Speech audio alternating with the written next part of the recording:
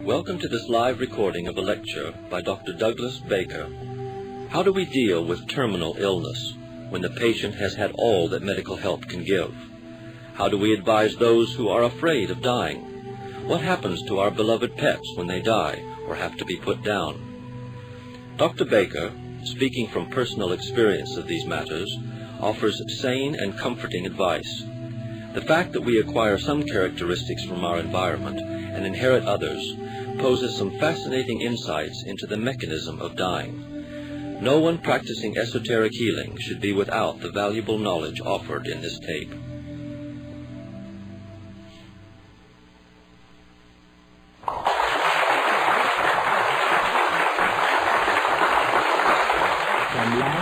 The whole purpose of this course is to try and give you situations and conditions which present themselves frequently in the life of an esoteric healer. And one of the conditions that you're bound to be confronted with is to assist in the nursing of a terminal case, somebody who is dying of cancer or some terminal condition. It is inevitable, therefore, that you are confronted with the fear of death. The fear of death. The Tibetan master says that the fear of death is based on the terror that has been handed down traditionally, terror of the final rending processes in the act of death itself. People who fear death fear that it's going to be a wrenching, and there are a lot of contradictions on the subject. I know a bestseller has been written, and it is very popular, and the contents is very illuminating, but every man has to see death for himself. I have seen people die peacefully and comfortably, with smiles on their faces, and absolutely unperturbed. And I've seen also people, young people, die screaming in terror and with all other accompanying factors typical of a traumatic experience. And so it is a worrying problem. There is ingrained in man, handed down by acquisition of characteristics. Always remember a most important factor about esoteric teachings, and that is that we not only accept the genetic theory that characteristics are passed down by the chromosomes to the children and so on, but we also teach that many characteristics are acquired.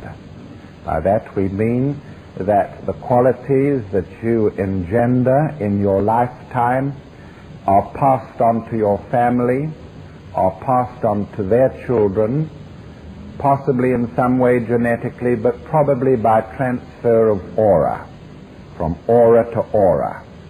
There are racial characteristics that are passed on in this way, and in fact we generally accept the propositions of Lamarckism with certain modifications.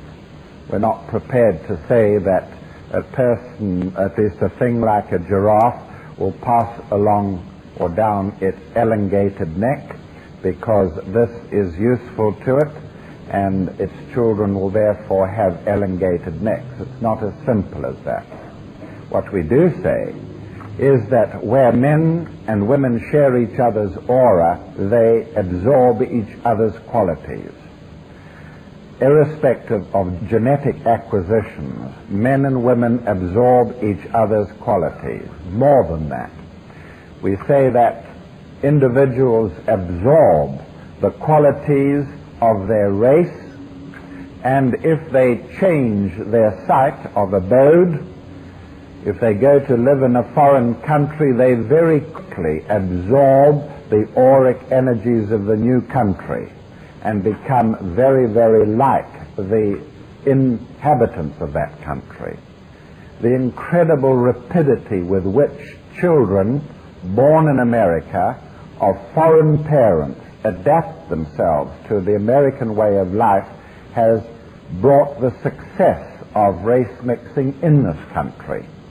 And it is something that arises through the intermixture of auras. The child doesn't want to grow up like an American merely because there are Americans in his class who dress like that and would make him feel awkward. He actually has absorbed something of the American aura, which makes him want to be American. Now, it isn't so terribly important esoterically from the point of view of healing to know the subject, but whilst we're on it, let's talk about it in one or two aspects. It was found, for instance, by scientific observers that acquired characteristics can be passed on in the field of sport. Wales is a country that plays almost exclusively rugby, and it is a craze in Wales. And villagers all turn out year after year to watch every possible match. It has been noticed that scrum halves, which is a particular position played by one of the people in the 15-member team, that scrum halves very frequently come from one village, one or the other of the villagers, from the same village.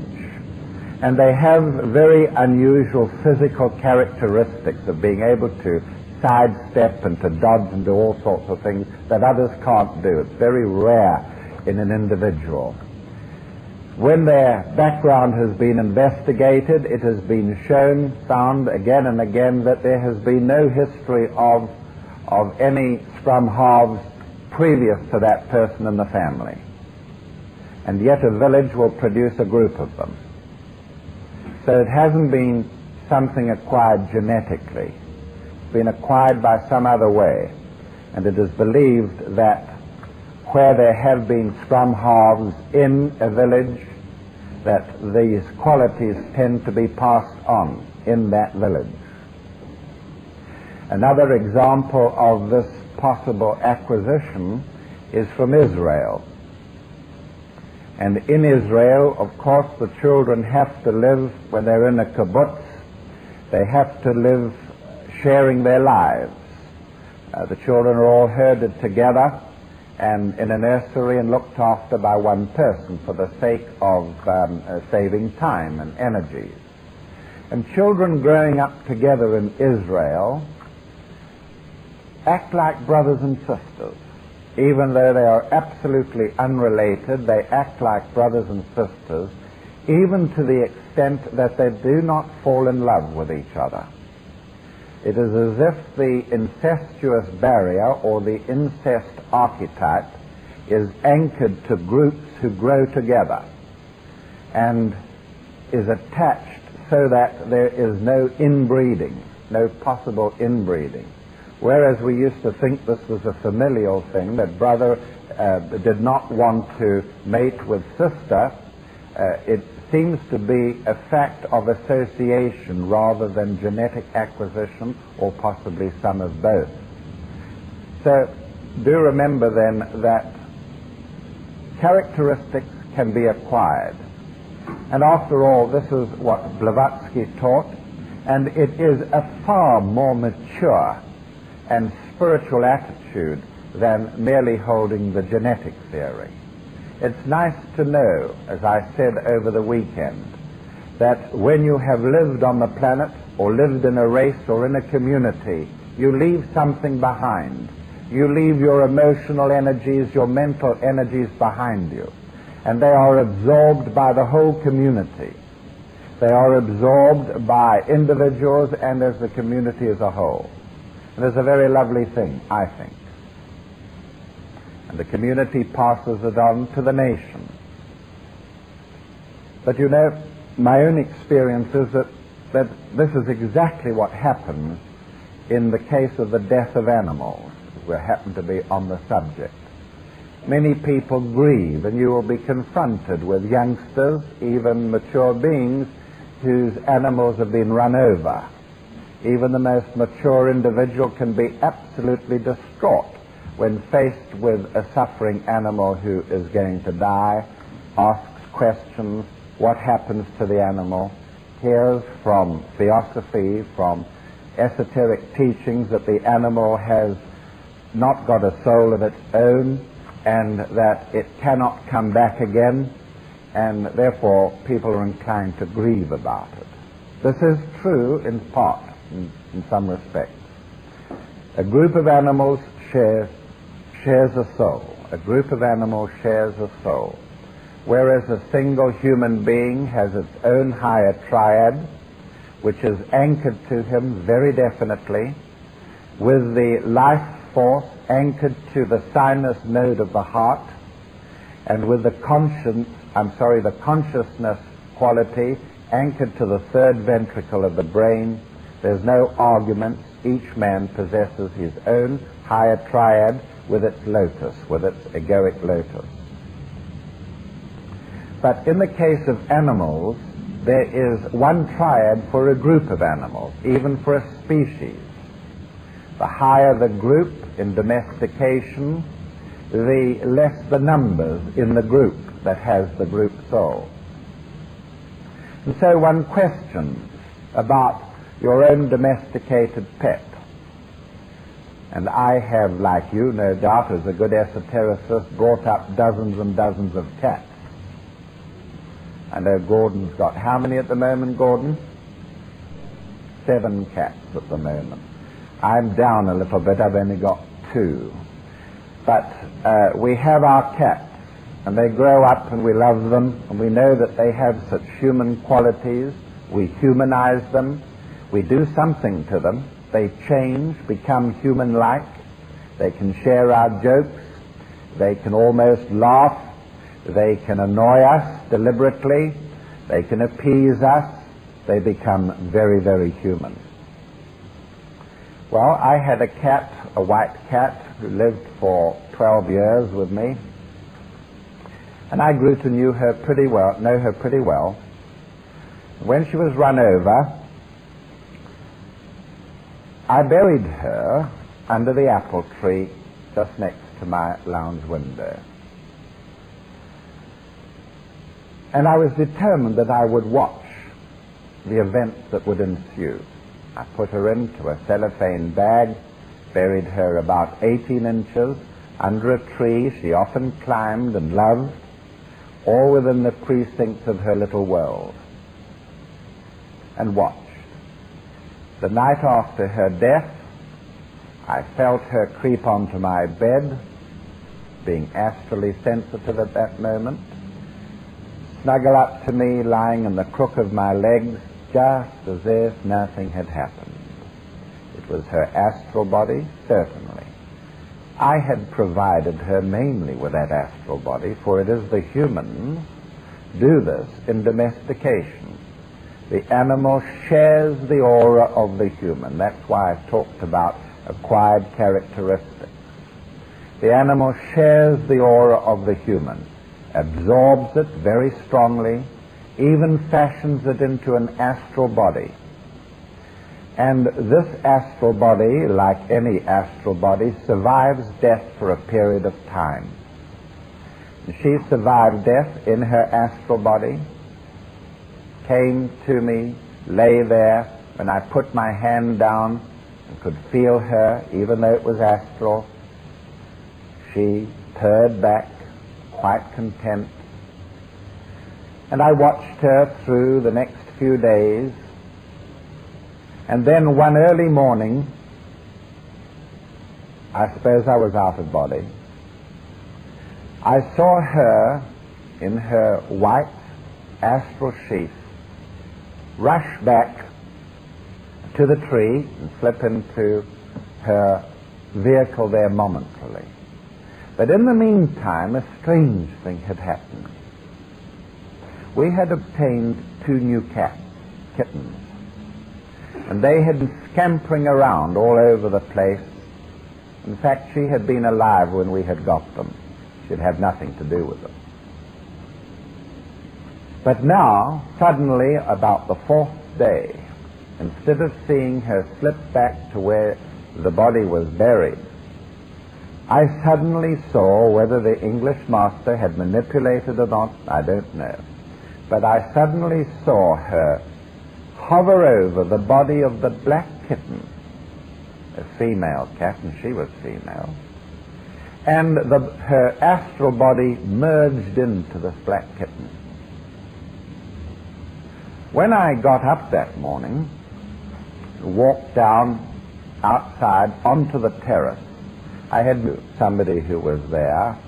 Black cat didn't rush out after me along the wall, jump down again, and do everything that the white cat had done. And to this day, she has many of the qualities of the white cat that the other cat has not got. She purrs on being picked up, very faintly, very quietly. She likes to lie on her back. She doesn't like milk. She doesn't particularly like fish. She has all the same qualities as that white cat. So I know now the secret of animal survival. It is this, that the astral bodies of animals, domesticated animals anyway, I can swear for, merge back either into the species as a whole or into the most appropriate animal vehicle in the vicinity. And I think that we could fashion, perhaps I better put it in my next book, fashion a specific procedure that should be adopted for people who are bereaved with their animal. That they should choose to bury the animal not too deeply in a part of the ground that the animal knew well, not too far away, and if they haven't got one of the same species, then to buy one or two or three, and just hope that one of these will be overshadowed and used, merged into, with the astral body of the animal that has gone. So that is my sincere opinion about that matter. One of the problems associated with the fear of dying is horror of the unknown. Horror of the unknown and horror of the indefinable. And these are specific fields that the esoteric healer can guide the patient over, can remove that horror of the unknown. If he has studied his teachings, if he has been into the inner worlds, then he can quickly be aware of the nature of those worlds and pass on that description to the patient. Doubt as to final immortality. Doubt as to final immortality. I think that is also a very important point. That many who are about to die cannot believe, cannot accept the factor of immortality. Many will not even teach it because they themselves don't know of it. I would always teach it. I certainly know that I'm immortal, and I think it's just a matter for everybody to find it out for themselves, but you could use that in comforting those who are dying. Then there is the fear of reactions, ancient reactions to past violent deaths lying deep in the unconscious. Clinging to forms of life because primarily identified with it in consciousness. The way that people cling on to life. Alice Bailey has this to say about the act of dying. The rending process, so much dreaded, does not exist except in the cases of violent and sudden death. And then the only true disagreeables are an instant and overwhelming sense of imminent peril and destruction and something closely approaching an electric shock. No more. For the unevolved, death is literally a sleep and a forgetting, for the mind is not sufficiently awakened to react, and the storehouse of memory is as yet practically empty. For the average good citizen, death is a continuance of the living process in his consciousness, and a carrying forward of the interests and tendencies of that life. His consciousness and his sense of awareness are the same and unaltered. He does not sense much difference, is well taken care of, and often is unaware that he has passed through the episode of death. I've always tried to make this point. It was one of the most astonishing things that I discovered in the inner world, that most people who die haven't the faintest knowledge of the fact that they're dead. So similar is the life in the inner planes for the average person, as Madame Blavatsky describes it here, that most people are unaware of the fact that they're dead. When I have known that they are dead, because they were public figures, somebody I have known, when I've raised the subject with them, they have been quite astonished that they were dead. Quite astonished. Occasionally they have known. For the wicked and cruelly selfish, for the criminal, and for those few who live for the material side only, there eventuates that condition which we called earthbound. And I must say that is a condition in which you will see bewilderment. It sometimes occurs in young people who are torn out of a physical body, torn out by an air crash or by suicide or some accident or the other. Then you can get this earth binding taking place. They don't know they're dead. They're bewildered by the fact they cannot manipulate their environment as they previously did. They know something has happened. Usually they think it's miraculous that they have survived the crash. And in fact, of course, they have not. And such individuals need special attention. And anyone who is able to be on those planes, conscious, can perform a great service work to mankind by assisting such individuals to understand quite peacefully and calmly that they have made the transition and should not remain anchored to the earth, tied to the earth, still struggling to reach individuals they had only been loving 24 hours previously. It's a very different phenomenon for the aged who die. They are so often out of their body in the last weeks or months of their lives that it is no new experience for them to be out of them permanently. They hardly notice the transition. But for young people, it can be a problem. When they're very young, that's less of a problem. There are special service workers in the inner world who deal with children, and one of them working in this capacity now is the late President Lyndon Johnson, working with children, desperately concerned with their welfare. And they look after children who come over. Their stay in the astral world is on a high level, and it is not for a long period. A child who dies is a child who is going to incarnate within a few years, even less. And so the stay is temporary, they're well looked after, and there are no problems in that respect. The main difficulty is in young people. Boys who die on motorbikes, hitting something and dying instantly, bewildered, lost,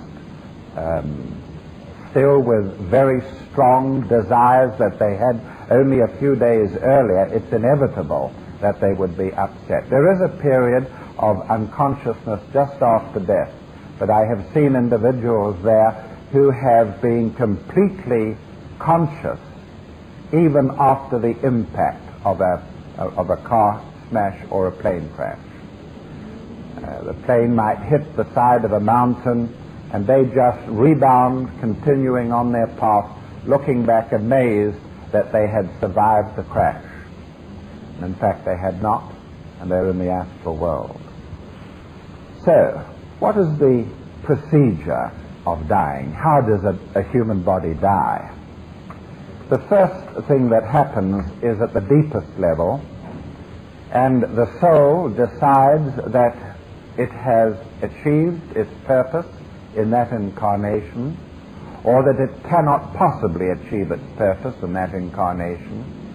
The lower triad has become so immersed in material living or so immersed in a life of crime or debauchery that the soul will reject it.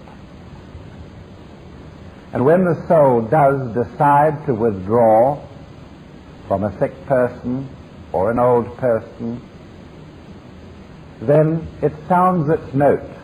It sounds its note. And the note is felt right through the body as a vibration. It is a partly jarring note, not to be confused with a definite vibratory note that occurs when the three head centers interact with each other in coordination. It is similar to that, but not the same, more of a jarring nature. And one day it will be possible to measure this vibration. It will certainly be possible to measure the vibration of three integrated head chakras one day. And so the note passes down through the various planes and vehicles into the physical body. And there the nadis answer it. The nadis are the fine networks of silver threads that radiate out from each chakra. They wrap the nerves around and sustain them with etheric energy, with prana.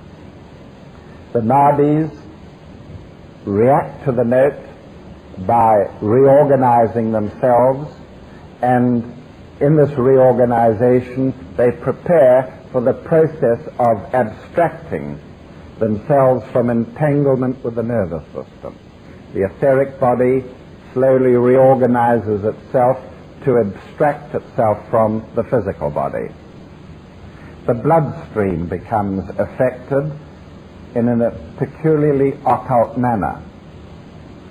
We have seen that the blood is life, and it is interiorly changed.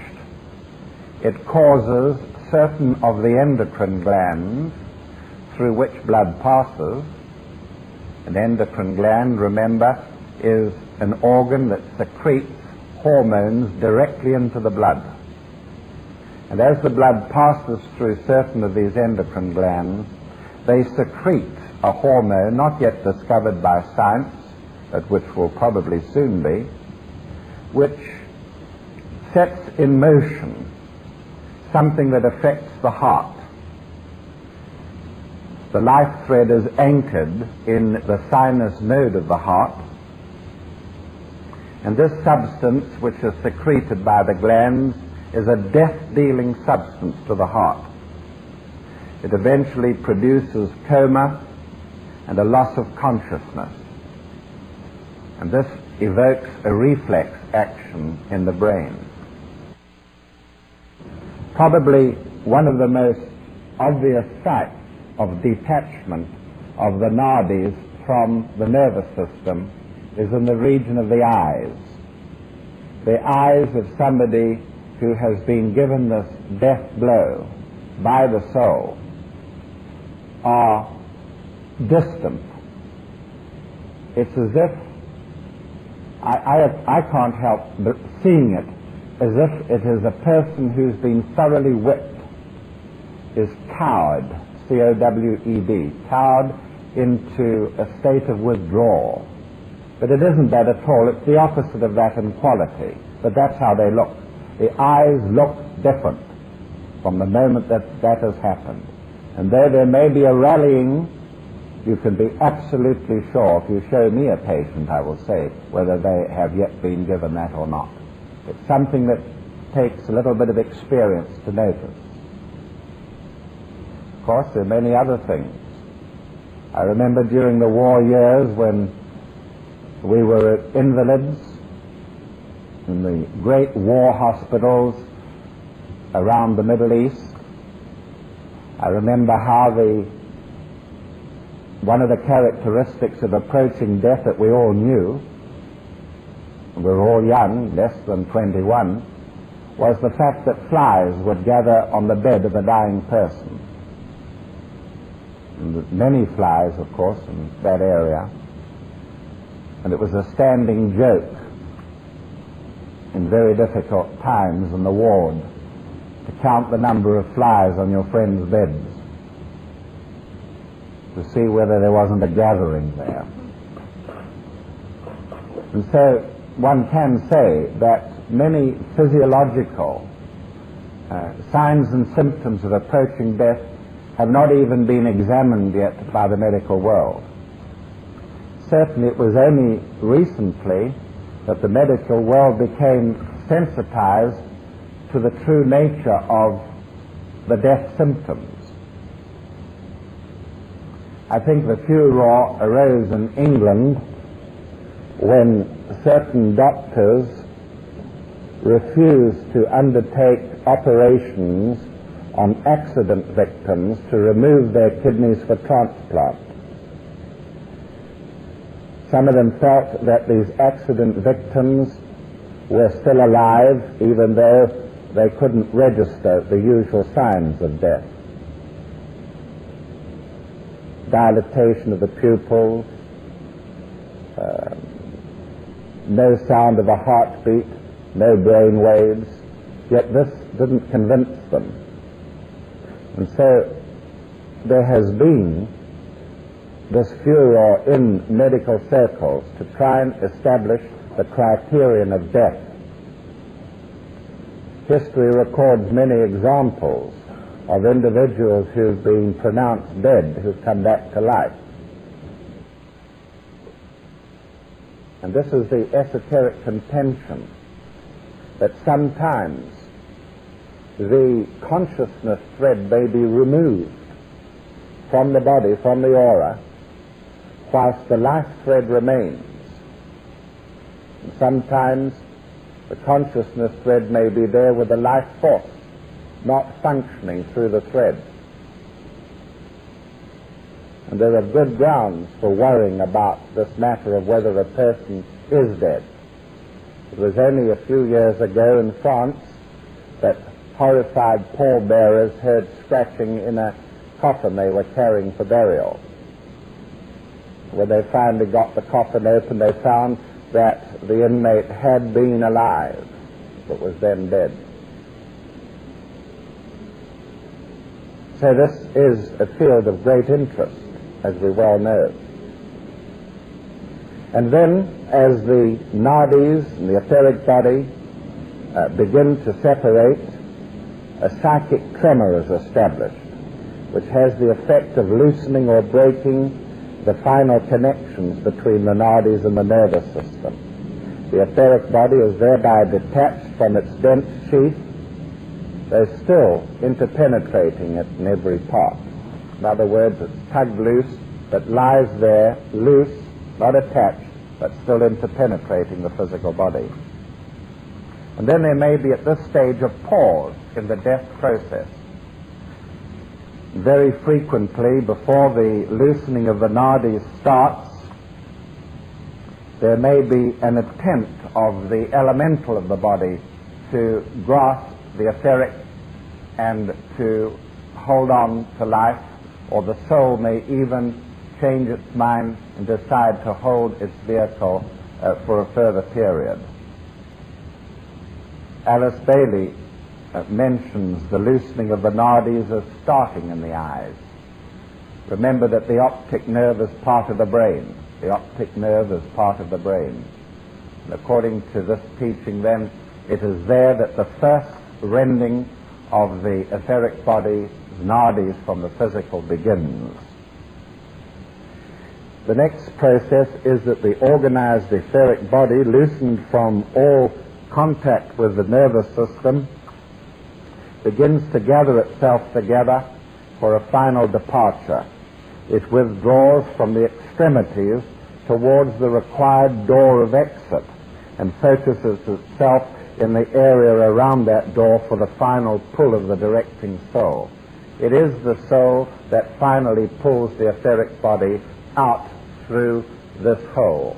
In the most developed individuals, this hole is said to be at the top of the head, but in lesser developed individuals, it is said that it is in the region of the solar plexus. And then the etheric body emerges from the dense physical body in stages, And when it has completely emerged, it takes up the shape of the physical body. It takes up the shape of the physical body and will frequently be seen gradually disintegrating above the grave. Where there is a graveyard with many new burials, it is possible to see a faint blue wraith-like structure of these etheric bodies slowly disintegrating. Remember, of course, that the astral body containing the consciousness has gone into the astral world, leaving the etheric body behind, and in the last stage, the etheric body gradually disperses, and the energies of it are dispersed with it. This dispersal is greatly aided by the mechanism of cremation. And every esotericist should ensure that he is cremated, and if possibly his loved ones. Many esotericists have had warnings of their ensuing death. Emanuel Swedenborg named the date of his death well in advance. Even William Blake knew when he was going to die. His wife gave a description of his death and said it was a jubilant passing as she had ever recorded. Blake, was 70 years old and confined to his bed when he worked on a set of drawings illustrating Dante. On the day of his death, he called his wife and told her, "Kate, you've been a good wife to me. I'll draw your portrait." He proceeded to do so for an hour, and as she sat by the window, according to her account, he began to sing hallelujahs and songs of joy and triumph, loudly and with ecstatic energy. His bursts of gladness made the walls resound, and then he died. This was a man who had suffered poverty, scorn, and had been forced to live on the thinly disguised charity of friends. And we come to the subject of cremation. The main contention about cremation from the point of humanity as a whole is that the bodies of people tend to contain and retain viruses which can infect the soil of the earth and last for many millions of years. The Tibetan warned many times that volcanic upheavals, earthquakes, especially in old regions of the planet, can release epidemics of very ancient origin from ancient Lemuria, and these epidemics can sweep the planet, like the virus flu epidemic of 1918 that killed more people than the World War. And they, according to the Tibetan, the soil of the earth is very old, and it contains many pockets of infection. And unless we go to cremation, we will be constantly infecting the soil of the planet, and we will regret it in the years ahead. And he said that it would not be long before science would discover that things like viruses can survive for millions of years, and have, and that cremation should be legalized, not legalized, but it should be part of our way of life. When should the person be cremated? According to this teaching, he should be cremated within 12 hours of dying. 12 hours of dying. The 12 hours is calculated to give the family the necessary adjustment to the new arrangement, to the cremation of the individual, and at the most it is said that 36 hours is the limit. They should be cremated before 36 hours as a very outside limit, preferably round about the 12th hour or just after it. When a person is buried, the etheric body remains in close proximity to the physical body. Sometimes the earthbound astral body will anchor itself to the region of the etheric, physical, decomposing corpse. The best example of this is in the incarceration of servants and the mummification of beings in old temples and pyramids. One must be suspicious in this respect of mummies like recomposition for something like 500 years, suspect whether the nourishment of this tissue has not occurred through the conditions imposed in such a tomb. In other words, the body would have crumbled long before, not just because of the temperature or the ionization of the pyramid or of the dryness of the atmosphere, but because it was being sustained to some extent by the etheric wraith. The great argument as to whether Lord Carnarvon was in fact the victim of an attack by a psychic entity has still not been cleared up. Certainly there seems to be evidence of such an attack. The Tibetan says that sometimes when servants were incarcerated with their pharaoh, they might be of such a low order, desire-laden, earthbound, filled with this tremendous urge to defend the body of the royal master, that they could maintain through their astral bodies some sort of persistent life down through the centuries. So there we have the subject of death and dying. Are there any questions on that subject? Yes.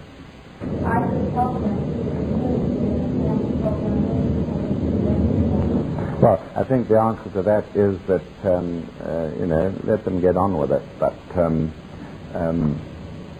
the teaching is quite clear. Firstly, survival after death. There is no death. There are only cycles. Death is a change of state. Incarnation, manifestation, death. And it goes on and on and on. Here is rebirth, there is death. There's the astral plane, there is the mental plane, there is the Devashanic. The physical body is thrown off here. Existence is in an astral body, in a mental vehicle, and dissolution of this. And after a period of self-examination, introspection of all qualities gained in incarnation, the soul drives its vehicles once more into manifestation. Mental sheath adopted, astral sheath adopted, physical body adopted, and the process goes on. Only change of state, no death. Now, I wish that the Mormon teachings and the Jehovah Witnesses and other religious teachings were as clear and as honest as those of the ancient wisdom. The current attitude towards death amongst Christians is that we all want to go to heaven, but nobody wants to die.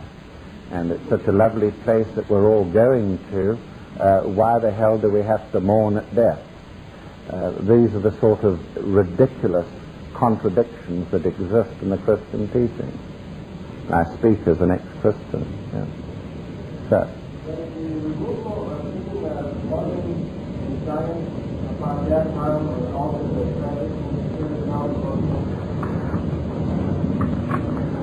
I don't think so. I think that transplantation is one of these fads, and although the Tibetan says that certainly by the turn of the century there will be living corpses, in the sense that science will be able to sew various parts together and make a thing live and so on. That has been foretold esoterically. I think the difficulty is that people don't know what happens to their parts after death. I've been a medical student, and I can assure you that very strange things do happen to parts after death. And although it's not intentional, this sometimes happens. I would rather just reserve judgment and say that if it was my choice, I would be cremated. But of course, it's a matter of conscience. If you feel you'd like to serve humanity by leaving your parts to humanity, that's fine. I wouldn't like to come back into incarnation with some of my parts still being tested. Yes. If you're cremated after 12 hours, it's not as desirable as before 12 hours. I don't. What is really trying to say is there must be a period in which you give the natural forces a chance to show if they can resurge back into the body. I think it's far better to cremate a person anyway than to have him come back to life inside the coffin. Wouldn't you agree on that?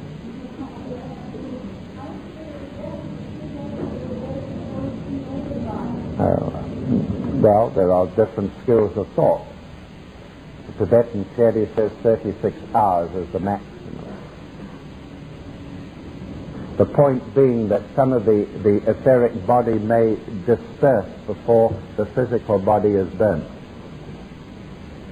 If you do it within 36 hours, the etheric body goes with the physical body in the fire. And that is a happy and useful solution. The whole point being not to draw the astral body back to the grave. Many people who are earthbound, this is the place where they become anchored near the grave. If a person has strong earth desires, he will be pulled back to the earth via his buried body. And if the body is dispersed with the etheric body very quickly, there can be no possibility of earth binding. And you assist the individual in his evolution. The only other thing that might hold a person up in his evolution is grief. The grief of the family at his death. The calling to the departed one. Grieving, beseeching that she come back or hear or listen to what is being said. This holds them up in their unfoldment, their detachment.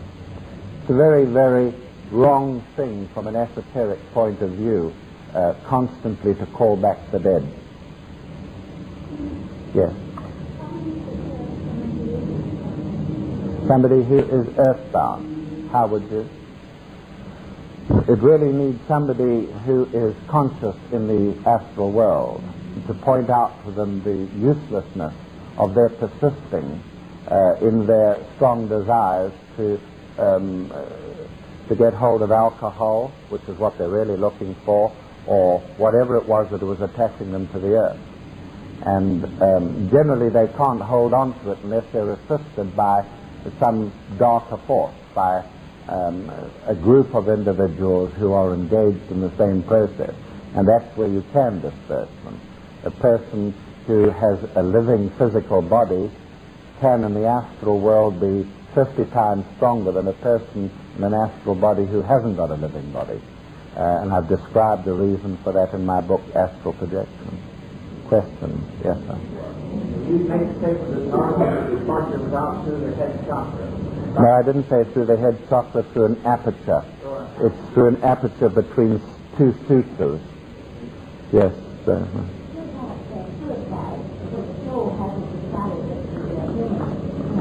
Well, suicide is a classic example of individuals who become earthbound. When they have gone into the inner world, they suddenly realize that they really didn't want to commit suicide after all. And they then do an about turn and try and reach the physical world and those they love within it, and they suffer tremendous disenchantment with what they've done, and a sense of tragedy and grief, and they are really some of the most difficult to deal with. Any more questions? Yes, Elaine.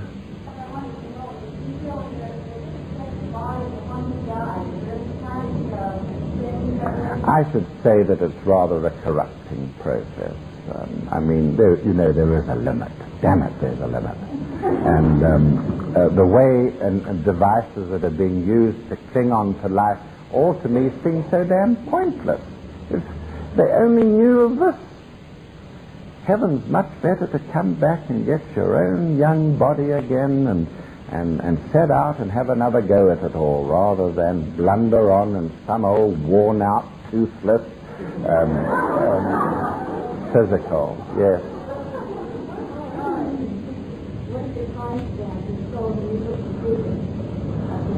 And when it may occur, the soul may have an awful job extracting itself from a set of bodies, from a vehicle. Some souls may take years to disconnect themselves from a body, especially if it is a young and active one. And this brings in the concept of a person being soulless. The body shuts down, will have no more intercourse with its lower triad.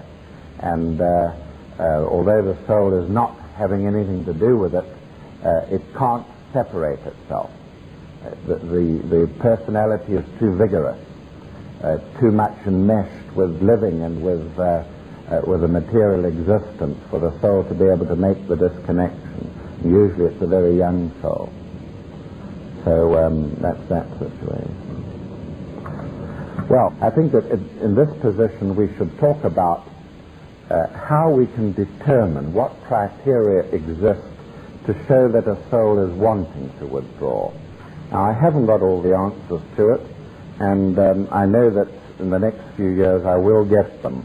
But here are some of the factors which might make you believe that the soul was wanting to withdraw. If you observe the patient very carefully, even while he is in reasonable health, you'll soon notice that the personality drives of the patient, his native passions and habits and traits, become slowly but surely alienated. This would indicate that the soul is wanting to withdraw. You might have to ask the family whether this is true. Has he still got the same sort of inclinations that he had before his illness? Or are the inclinations greatly changed? Has he lost a lot of his coarseness? If this is true, that many of his old habits have changed, you could suspect then that the soul had already begun the process of disconnecting.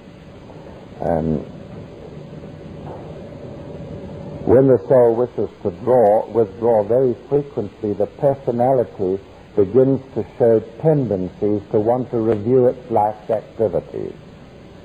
It will, this would be an indication that the soul wants to withdraw. If the old person not just looks back to his young days, but tries to review his life, goes over various events and sits in judgment on his life, this would be an indication that it is that the soul is wanting to withdraw. The whole life kaleidoscope is flashed before the mind of a drowning person, it is said, and many testify to this. Well, this is true also, but over a long period of time, of individuals whose souls are wanting to withdraw. The conscience of the patient is suddenly increased. It's not just a guilt complex that he's going through. There is a strong conscience. He will, we had the example, I even overlooked it, of Blake, not a moment ago, when he calls his wife to him and says, "You've been a good girl. I painted everybody's portrait. now I'm going to paint yours free. And there is a little bit of conscience involved there. He feels he's neglected her. She hasn't had things in life that she wanted. Well, that would be typical, but of course coming much earlier in the death scene, typical indication that the soul is wanting to withdraw. There are sad reflections on the person's part for things that he has done in his life and things that he has not done. There may even be guilt, there may be depression during these lengthy surveys. But usually this sort of thing is not remarked upon by the family. But you as a perceiving esoteric healer should ask these questions. I'm taking this straight from Esoteric Healing number 1, page 223, so it's there if you want it. So frequently observers of the death scene note erratic behavior on the part of the individual. The soul is detaching itself, and now the personality is uninhibited. It's uninhibited because the soul has already made up its mind. And in this case, you'll find the patient doing erratic things. They spring out of bed and want to put their boots on when they've been in bed for months. He may suddenly want to start making long-distance calls to quite unimportant people. There can be delirium. He may be animated by wild gestures and passions, indicating that something deep within him that has normally inhibited these things has withdrawn. The same sort of thing occurs in syphilis, in the advanced stages of syphilis, where you get general paralysis of the insane. The soul withdraws in that stage. No soul will go on fighting once the GPI has reached that stage of the final stages of syphilis, with a spirochete invading all the central nervous system. The soul withdraws pretty rapidly. And this is part of that phenomenon.